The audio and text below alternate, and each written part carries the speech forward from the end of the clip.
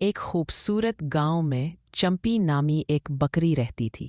چمپی بہت خوبصورت سفید رنگ کی، چمکتی آنکھوں والی اور تیز دماغ کی بکری تھی، مگر اسے ایک بری عادت تھی: لالچ۔ گاؤں کے دوسرے جانور چمپی کو بہت پسند کرتے تھے، لیکن وہ سب اس کی لالچی فطرت سے تھوڑے پریشان رہتے تھے۔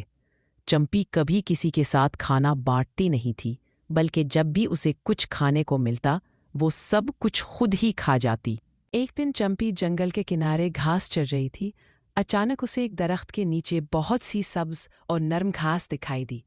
وہ خوش ہو گئی اور تیزی سے وہاں پہنچ کر کھانے لگی۔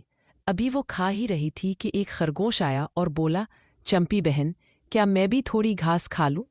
چمپی نے ناک چڑھاتے ہوئے کہا، نہیں، یہ گھاس میں نے پہلے دیکھی ہے، یہ میری ہے، تم اپنے لیے کہیں اور سے ڈھونڈ لو۔ خرگوش اداس ہو کر چلا گیا۔ کچھ ہی دیر بعد ایک کچھوا آیا۔ وہ آہستہ آہستہ چلتا ہوا بولا، چمپی بہن، کیا میں بھی تمہارے ساتھ یہ گھاس کھا سکتا ہوں؟ میری ٹانگیں بہت تھک گئی ہے۔ چمپی نے غصے سے جواب دیا، نہیں کچھوے بھائی، میں نے یہ گھاس پہلے دیکھی ہے، تم چلو یہاں سے۔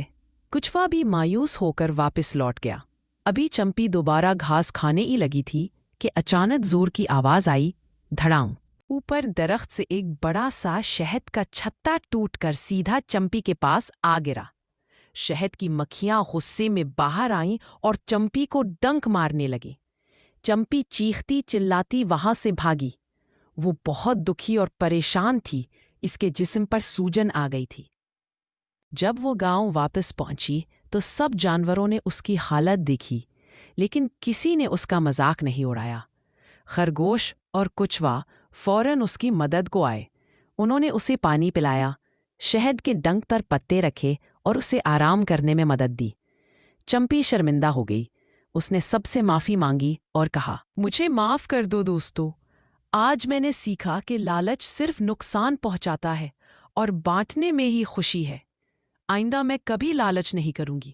سب جانور مسکرا دیے اور کہا، ہم تمہیں معاف کرتے ہیں کیونکہ تم نے اپنا سبق سیکھ لیا ہے۔ اس دن کے بعد چمپی ایک پیار کرنے والی، بانٹنے والی اور خوش اخلاق بکری بن گئی۔ اب سب جانور اس سے اور بھی زیادہ محبت کرنے لگے۔